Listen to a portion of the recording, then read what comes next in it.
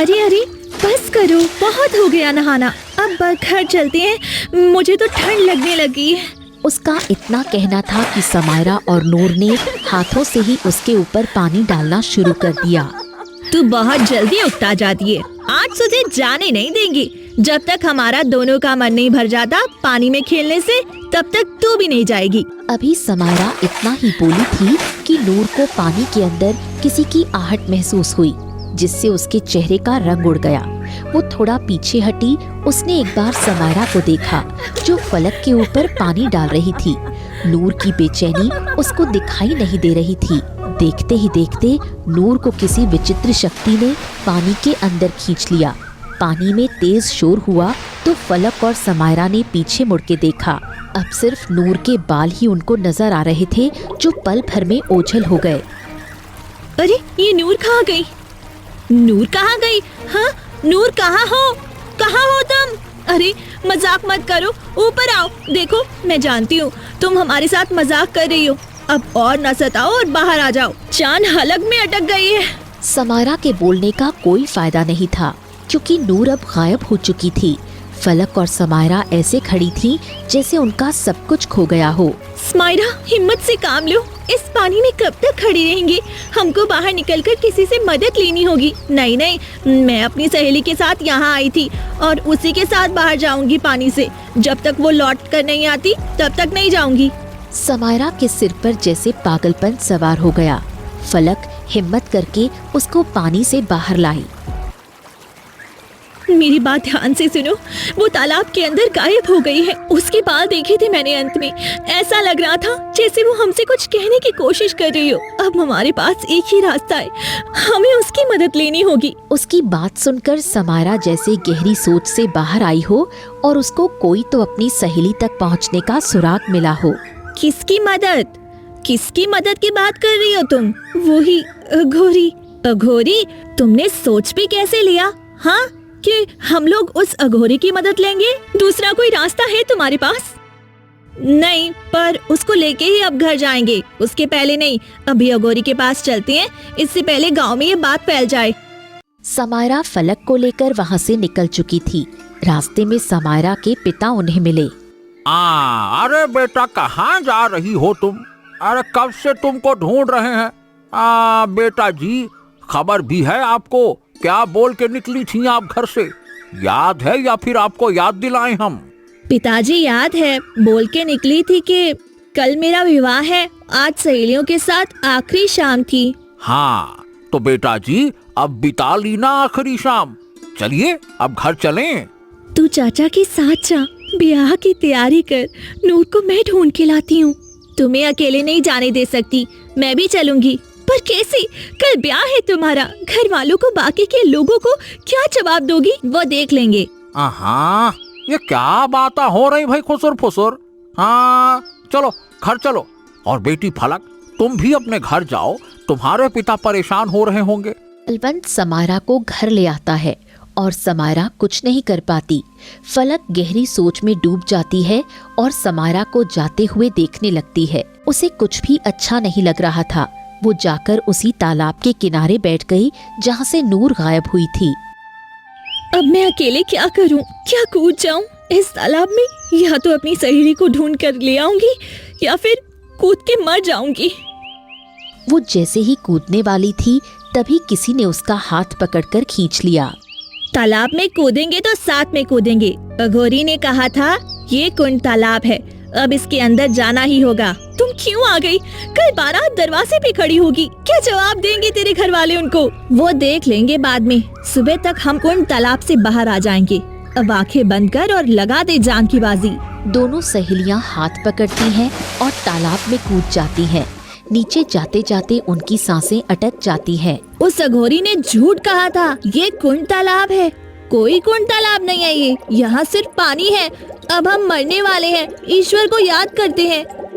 मरना ही तो था, विवाह कर लेती। तेरी आखिरी ख्वाहिश तो पूरी हो जाती ना, विवाह करने की। पानी से लड़ते लड़ते वो पानी के बिल्कुल नीचे चली जाती हैं और उनका शरीर नीचे बैठ जाता है। तभी एक तेज रोशनी चमकती है। रोशनी के अंदर एक बड़ा सा साफ सुथरा किले जैसा घर था। ये क्या, पानी के अंदर दूसरी दुनिया? ये कैसे हो सकता है? क्या सच में ये कुंड लोग हैं? इसका मतलब हमारी नूर जिंदा है और इसी घर में है। चलो जल्दी चलो, अंदर जाके देखते हैं। दोनों तेजी से उस किले के अंदर चली गईं। वहां जाकर देखा एक आदमी जिसने काला नकाब लगाया हुआ था सामने आया। ओ, तो तुम लोग नूर को ढूंढने आई हो ना धरती लोक से? हाँ, आपको कैसे पता? और आप कौन है?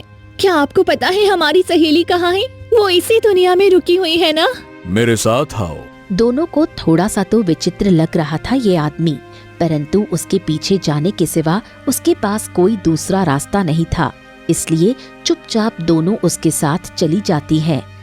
अंदर जाकर रहबर उनको एक कक्ष में ले जाता है और आगे से दरवाजा बंद कर देता है। दरवाजा बंद होते ही उस कक्ष में इतना अंधेरा हो जाता है जैसे किसी एक भी छेद से कोई रोशनी ना आ रही हो। इस अंधेरे को देखकर फलक जोर से चीखती है। कौन हो तुम? बाहर निकालो हमें यहाँ से। अरे तुम चाहते क्या हो हमसे? हमारी सहेली को तुमने कहाँ रखा है? क्या मकसद है तुम्हारा? बताओ, बचाओ हमें, कोई बाहर निकालो हमें। वो चीखती रही, परंतु रहबर की तरफ से कोई जवाब नहीं आया। फलक का सर चकराने लगा। अंधेरा इतना था कि समायरा भी फलक को और फलक समायरा को देख नहीं पा रही थी। फलक, हिम्मत से काम लो, हमारा मकसद नेक है और इन लोगों से हम हार नहीं सकते। ये हमें तोड़ना चाहते हैं, हमको टूटना नहीं है। मेरा दम घुट रहा है, मुझे सांस नहीं आ रही है। इतना बोलते ही फलक मूर्छित होकर जमीन पर गिर गई। उसके गिरने की आवाज से समायरा अंधेरे में उसको ढूंढने लगी। फलक, कुछ नहीं होगा, हिम्मत रखो, मैं आ रही हूँ तुम्हारे पास। समायरा टटोल टटोल कर फलक के पास पहुंची और फलक के सिर को सहलाने लगी। फलक, देखना, लोग कहते हैं अंधेरे के बाद रोशनी आती है, हमें बस उस रोशनी को ढूंढना है। समायरा ने बहुत प्रयास किया वहां से निकलने का, परंतु निकल नहीं पाई। बाहर आओ, तुमको मालकिन ने बुलाया है, आओ। मालकिन? ये मालकिन कौन है?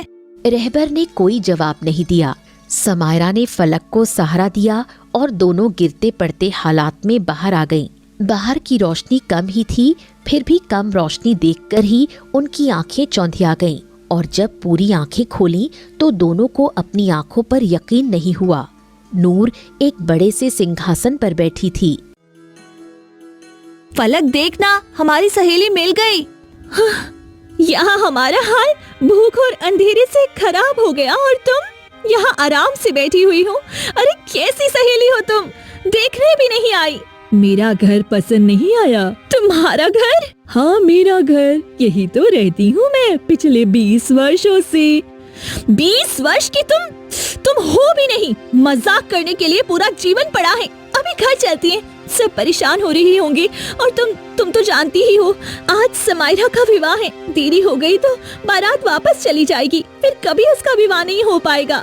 गांव वालों को जानती हो ना, कैसे कैसे लोग हैं, पंचायत बिठा लेंगे वो लोग।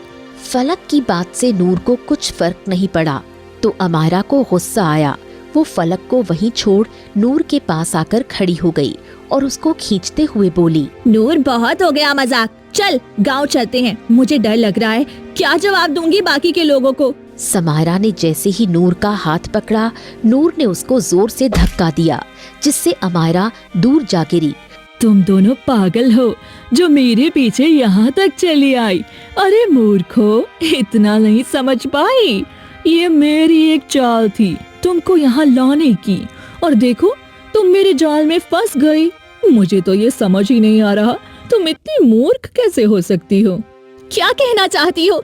साफ साफ कह दो, क्योंकि कल से अब तक भूख और अंधेरे ने और इस सुनसान जगह ने दिल को शमशान जैसा बना दिया है। एक रात यहाँ रहने के बाद समझ आ गया है, यहाँ कुछ तो बड़ा रहस्य है।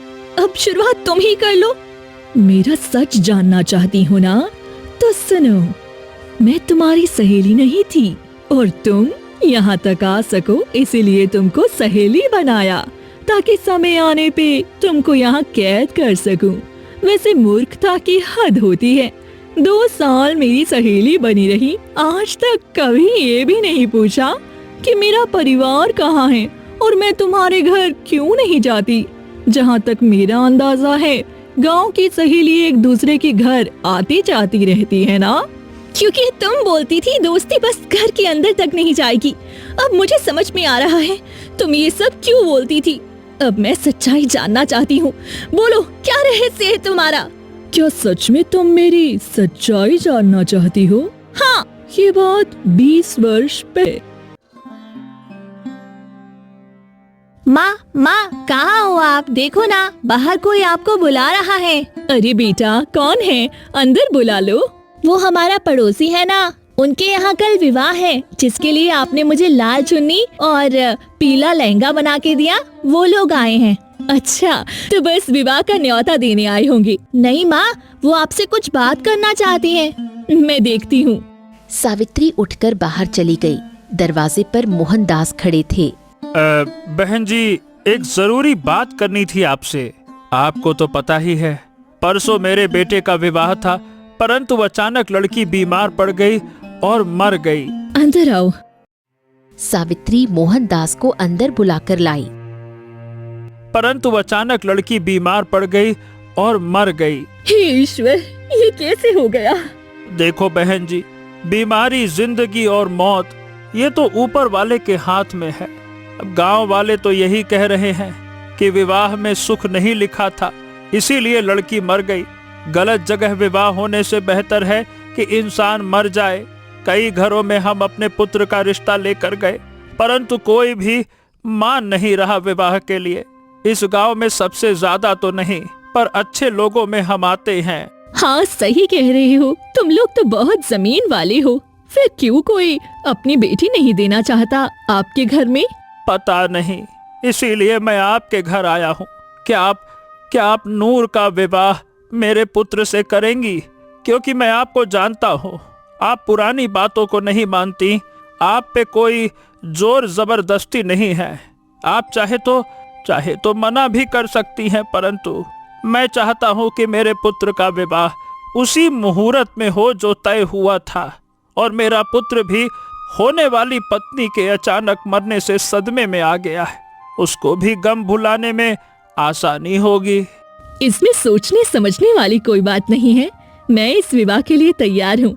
मेरी नूर ऐसे तो लाखों में एक है, परंतु श्याम भी बहुत सुंदर और अच्छा नेक लड़का है।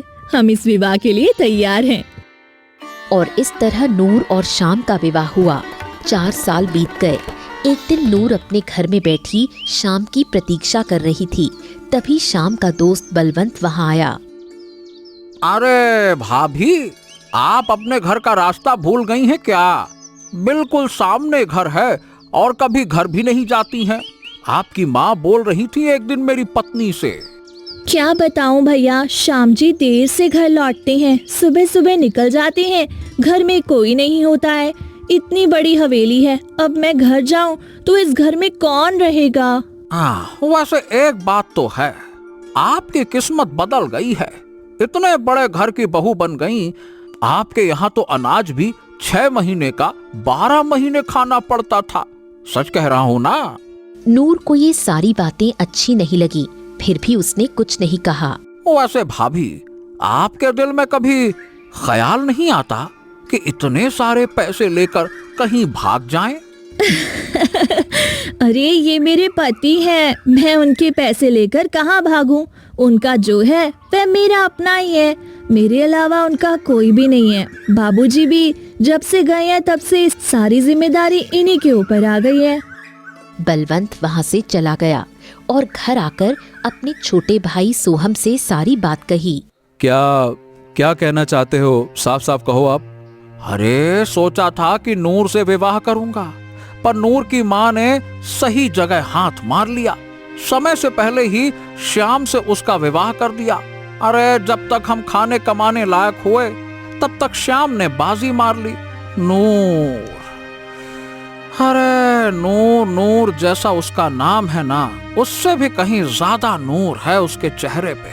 हमारी पत्नी तो ऐसी लगती है उसके सामने जैसे नौकरानी हो।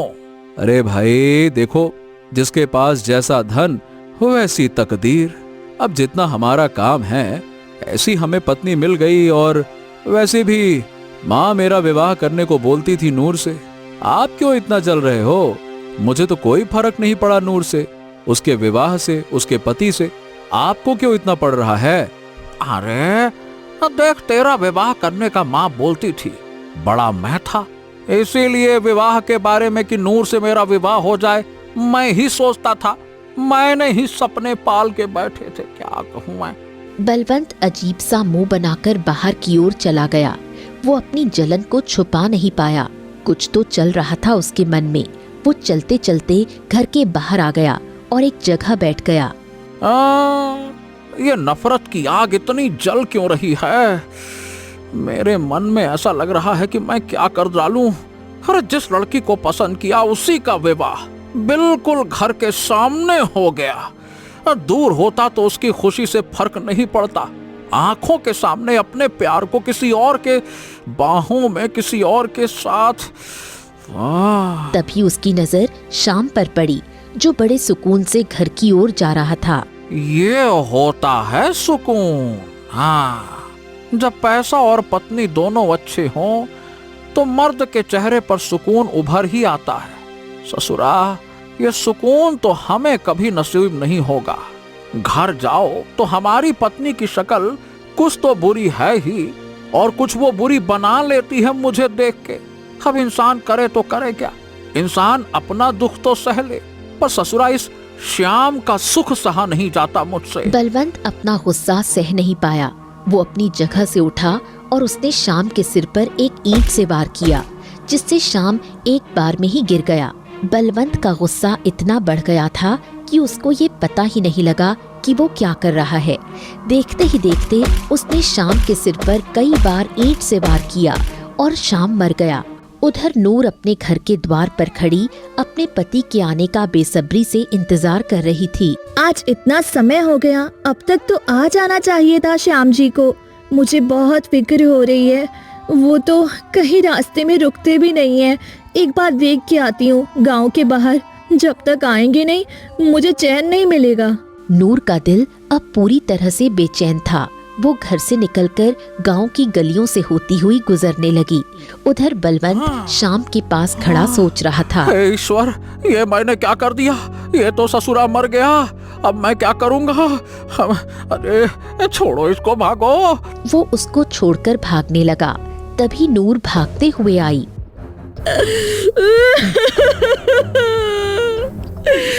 बलवंत, तुमने मेरे पति को मार डाला। अरे ससुरा श्याम तो मारा गया, नूर ने भी देख लिया।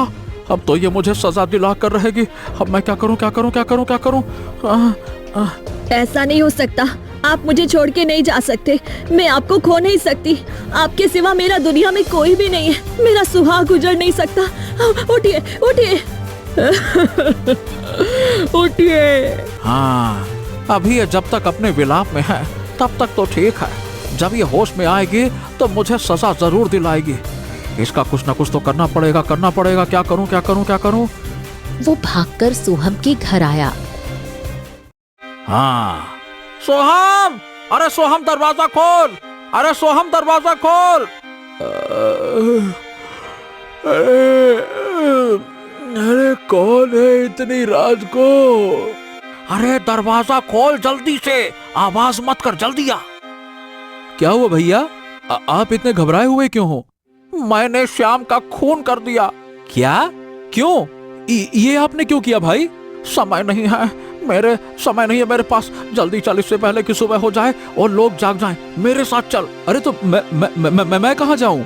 नूर ने मुझे अपने पति का खून करते हुए देख लिया है। वो मुझे सजा जरूर दिलाएगी। इससे पहले कि वो होश में आ जाए हमें उसको रास्ते से हटाना होगा। क्या बात करते हो भैया? एक खून के ऊपर से एक और खून?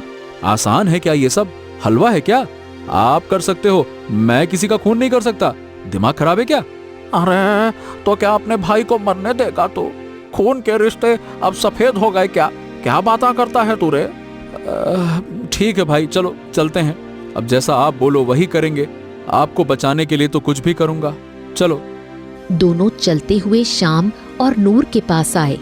नूर उनको देखकर अपनी जगह से खड़ी हो गई। बलवंत, तुमने मेरे पति को मार डाला, तुझे जिंदा नहीं छोड़ूंगी मैं। मेरे पति का क्या कसूर था, मुझे ये तो बता दे। कसूर कुछ नहीं था, बस मैं जल्दी गुस्से में आ जाता हूँ नूर। आज भी गुस्सा सर पे चढ़ गया और उसमें तुम्हारा पति मर गया। सच कहता हूँ नूर, उसको मारना नहीं चाहता था, परंतु जब गुस्से में होता हूँ ना, मैं आपा खो देता हूँ। राजा के पास जाऊंगी, अपने पति के लिए इंसाफ मांगूंगी। देखो, तुम वहाँ नहीं जा सकती हो क्योंकि इतना बोलते ही बलवंत ने नूर को भी ईंट से मारना शुरू कर दिया। वो अपने पति की लाश को देखकर पहले ही मर गई थी। अब बलवंत ने सोहम के साथ मिलकर उसको घसीटना शुरू किया और तालाब के किनारे ले गए। उसको तालाब में फेंक दिया। भाई, ये मर तो गई होगी ना, पक्का है? अरे इतनी ईंट में तो उसके पति ने दम तोड़ दिया, फिर ये किस खेत की मूली है? ये तो एक लड़की थी। अब एक काम कर, उसके पति की लाश को भी इसी तालाब में डाल देते हैं। उसकी आंखें बंद हो गईं। वो गिरती जा रही थी। गिरते गिरते वो कुंड लोक के किले के द्वार के पास आकर गिरी। उसके गिरते ही एक बूढ़ी औरत दौड़ कर आई। उस बूढ़ी ने देखा नूर के शरीर में कुछ ही सांस बाकी थी। उसका शरीर पूरी तरह टूट चुका था। कुछ जीने की आस भी खत्म हो गई थी और कुछ वो जीना भी नहीं चाहती थी। मुझे इसको बचाना होगा। बुढ़िया नूर को किले के अंदर ले गई और उसके जख्मों पर लेप लगाया, परंतु नूर की हालत बहुत नाजुक थी। अब मुझे अपनी शक्ति का प्रयोग करना होगा। कोई इंसान अधूरी आरज़ू लेके मर जाए तो उसकी आत्मा सुकून नहीं पाती, और ये इस दुनिया में आई है तो जरूर किसी मकसद से आई है। इस तालाब में ना जाने कितने लोग गिरते हैं, यहाँ तक आज तक कोई नहीं आया। बुढ़िया ने आंखें बंद की और कुछ पढ़ने लगी। उसके पढ़ते ही कुछ अक्षर हवा में घूमने लगे और वो अक्षर नूर के जिस्म में समा गए। जो नूर आंख नहीं खोल पा रही थी, उसके जख्म पल भर में गायब हो गए और वो उठकर बैठ गई। कहाँ हूँ मैं? आप कौन है? क्या मैं मर गई या जिंदा हूँ? तेरी मिली हुई जिंदगी के कुछ पल बचे हैं। मैंने तुझे जादुई शक्ति से जोड़ दिया है। अब तू जिंदा रहेगी। जब तक तू चाहे तब तक तेरी जिंदगी चलेगी। तेरी जिंदगी के दिन आज से रुक गए।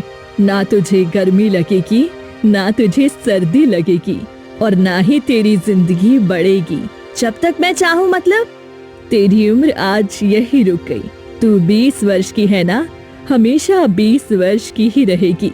और आज से तुझे तेरी अच्छाइयाँ छोड़ के तुझे मेरी इस काली दुनिया में रहना होगा। यहाँ दुनिया जैसा तो नहीं है, रोशनी, सुंदरता और स्नेह, नफरत, परंतु शक्ति है जिससे जो चाहे तो छीन सकती है। अब मुझे रोशनी में रहकर भी क्या करना है? मेरी जिंदगी की रोशनी मेरे पति के साथ खत्म हो गई। अब से मेरा एक ही मकसद है, उस बलवंत का अंत। और उसके बाद मैं इस अंधेरी जगह की मालकिन बन गई और धरती पे आ गई। तुम लोग से दोस्ती की ताकि तुम्हारे दोनों के पिता को वो दर्द दे सकूं जो उसने मुझे दिया था। संतान का दुख सबसे बढ़कर होता है। तुम दोनों को मैं यहाँ इसीलिए लाई ताकि तुम भी वो कह सको जो मैंने 20 साल कहा। पिताजी ने ये सब किया तुम्हारे साथ, तो 20 वर्ष तुम इस अंधेरे में रह रही हो।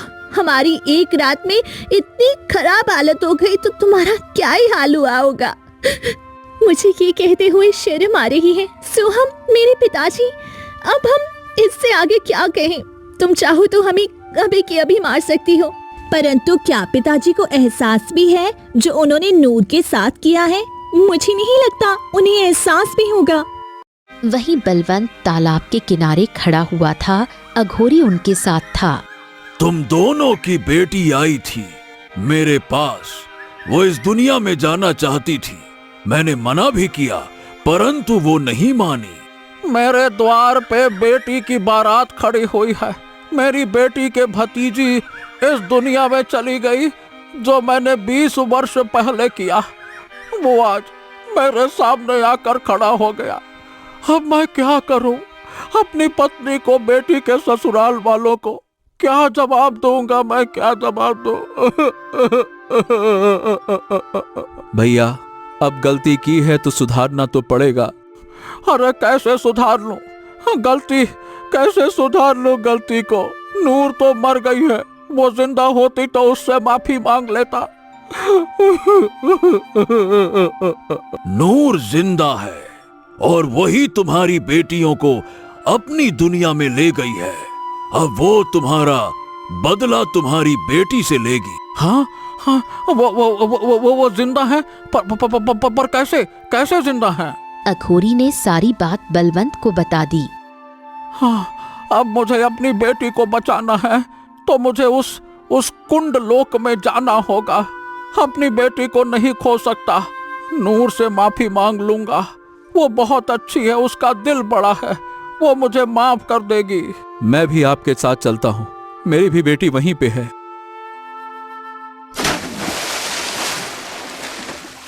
दोनों कुछ ही देर में कुंडलोक पहुंचे और नूर के पैरों में गिर गए।